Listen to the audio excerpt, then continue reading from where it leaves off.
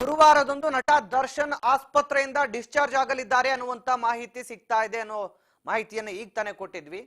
Kengeri BGS ಆಸ್ಪತ್ರೆಯಿಂದ ನಟ Darshan discharge ಆಗಲಿದ್ದಾರೆ.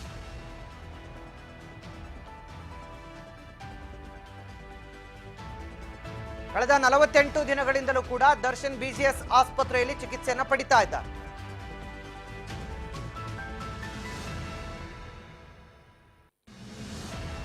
ಬೆನ್ನು ನೋವಿಗೆ ಸರ್ಜರಿ ಮಾಡಿಸದೇ ಇರಲು ನಟ ದರ್ಶನ್ ನಿರ್ಧಾರ ಮಾಡಿದ್ದಾರೆ.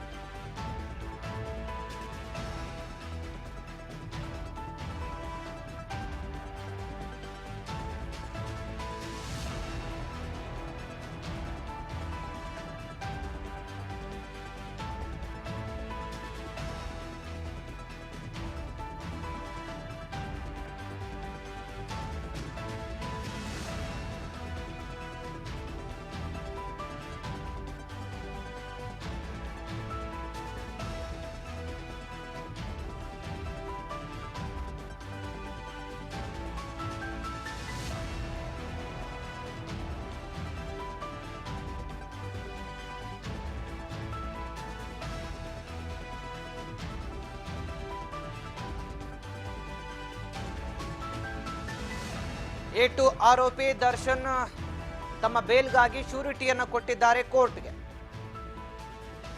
ನಟ ದರ್ಶನ್ಗೆ ಬೇಲ್ ಹಿನ್ನೆಲೆ ಕೋರ್ಟ್ಗೆ ಶ್ಯೂರಿಟಿಯನ್ನ ನೀಡಲಾಗಿದೆ.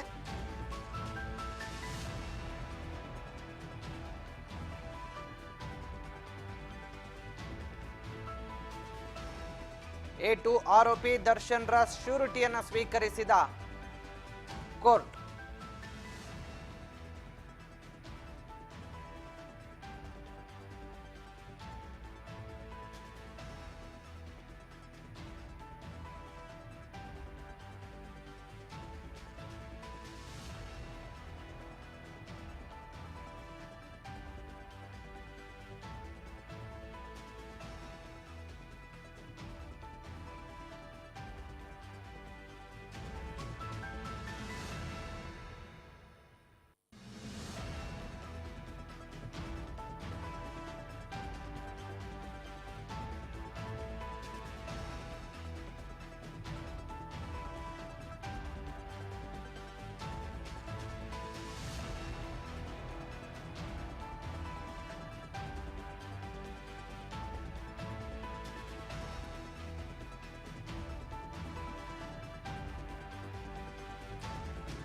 ಬೆನ್ನು ನೋವಿನ ಸದ್ಯ ಟ್ರೀಟ್ಮೆಂಟ್ ವಿಚಾರಕ್ಕೆ ಸಂಬಂಧಪಟ್ಟಂತೆ ಕೂಡ ನಟ ದರ್ಶನ್ ಅವರ ಕುಟುಂಬ ಶಸ್ತ್ರಚಿಕಿತ್ಸೆ ಬೇಡ ಅನ್ನೋದನ್ನ ನಿರ್ಧಾರ ಮಾಡಿದೆ ಅನ್ನುವಂಥ ಮಾಹಿತಿ ಸಿಗ್ತಾ ಇದೆ. 1 ವಾರಗಳ ಕಾಲ ಆಸ್ಪತ್ರೆಯಲ್ಲಿ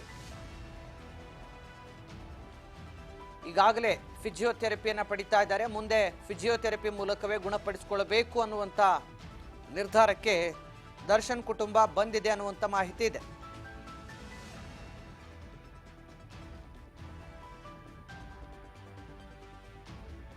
ದರ್ಶನ್ ಸದ್ಯ ಕನ್ಸರ್ವೇಟಿವ್ ಟ್ರೀಟ್ಮೆಂಟ್ ಅನ್ನು ಪಡಿತಾ ಇದ್ದಾರೆ. ಭವಿಷ್ಯದ ದೃಷ್ಟಿಕೋನದಲ್ಲಿ ಆಪರೇಷನ್ ಮಾಡಿಸಿಕೊಳ್ಳೋದು ಬೇಡ ಅಂತೇಳಿ ಕುಟುಂಬ ನಿರ್ಧಾರ ಮಾಡಿದೆ ಅನ್ನುವಂಥ ಮಾಹಿತಿ ಇದೆ.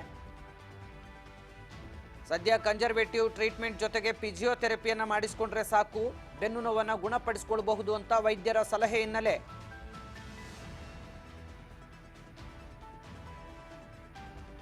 ಕೆಲ ದಿನಗಳನ್ನ ಕಾದು ನೋಡುವಂತ ನಿರ್ಧಾರಕ್ಕೆ ದರ್ಶನ್ ಕುಟುಂಬ ಬಂದಿದೆ.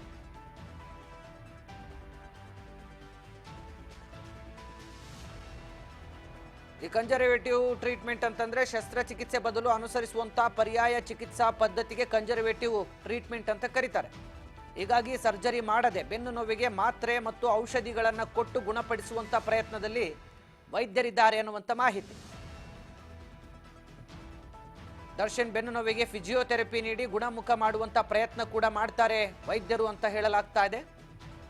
ಆಪರೇಷನ್ ಮಾಡದೆ ವ್ಯಾಯಾಮಗಳನ್ನು ಮಾಡಿಸಿ ಬೆನ್ನು ನೋವನ್ನು ಗುಣಮುಖಪಡಿಸಬಹುದು ಅನ್ನೋ ಅಭಿಪ್ರಾಯ ಪಡೆದಿದ್ದಾರೆ ವೈದ್ಯರಿಂದ ನಟ ದರ್ಶನ್. ಆಪರೇಷನ್ ಮಾಡದೆ ಅಲ್ಟ್ರಾಸೌಂಡ್ ಚಿಕಿತ್ಸಾ ಪದ್ಧತಿ ಮೂಲಕ ಕೂಡ ಟ್ರೀಟ್ಮೆಂಟ್ ಅನ್ನ ಕೊಡುವ ಸಾಧ್ಯತೆಗಳಿದೆ. ಸೊಂಟದ ಭಾಗದಲ್ಲಿ ಇರುವಂತ ಬೆನ್ನು ಮೂಳೆ ಸರಿದಿದೆ, ಇದಕ್ಕೆ ಸರ್ಜರಿನೇ ಬೇಕಾಗಿಲ್ಲ, ಮಾತ್ರೆಗಳ ಮೂಲಕ ಹಾಗೂ ವ್ಯಾಯಾಮಗಳ ಮೂಲಕ ಸರಿ ಮಾಡಬಹುದು ಅಂತ ವೈದ್ಯರು ಸಲಹೆಯನ್ನು ಕೊಟ್ಟಿದ್ದಾರಂತೆ. ಸ್ಪೈನಲ್ ಕಾರ್ಡ್ ಹಾದು ಹೋಗಿರುವಂತಹ ಭಾಗದಲ್ಲಿ ನರಗಳ ಮೇಲೆ ಒತ್ತಡ ಬೀಳುತ್ತಿದೆ.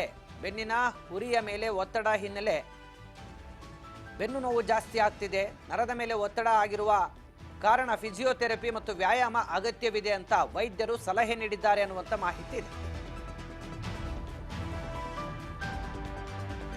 ಇತ್ತ ಪವಿತ್ರ ಗೌಡ ಕೂಡ ಜಾಮೀನು ಪಡೆದಿದ್ದಾರೆ. ಹೀಗಾಗಿ ಪವಿತ್ರ ಗೌಡ ಕೂಡ ಶ್ಯೂರಿಟಿ ಪ್ರಕ್ರಿಯೆಯನ್ನು ಪೂರ್ಣಗೊಳಿಸಲು ಮುಂದಾಗಿದ್ದಾರೆ. ಕೊಲೆ ಪ್ರಕರಣದ A1 ಆರೋಪಿ ಪವಿತ್ರ ಗೌಡ ಮನೀಶ್ ಎಂಬುವವರಿಂದ ಶ್ಯೂರಿಟಿಯನ್ನ ಕೊಡಲಾಗಿದೆಯಂತೆ.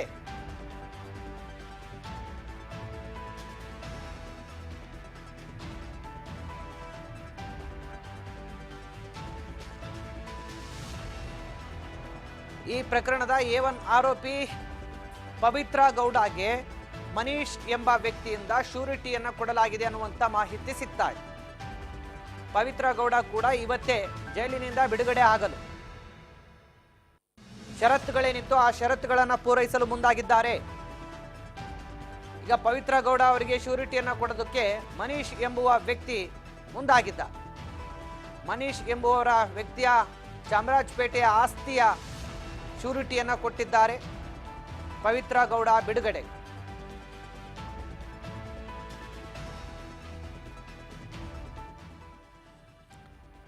ನಟ ದರ್ಶನ್ ಅವರ ಸ್ನೇಹಿತೆ ಪವಿತ್ರ ಗೌಡಗೂ ಕೂಡ ಇವತ್ತೇ ಬಿಡುಗಡೆ ಭಾಗ್ಯ ಸಿಗಲಿದೆ. ಈಗಾಗಲೇ ಶ್ಯೂರಿಟಿಯನ್ನು ನೀಡಲು ಮುಂದಾಗಿದ್ದಾರೆ.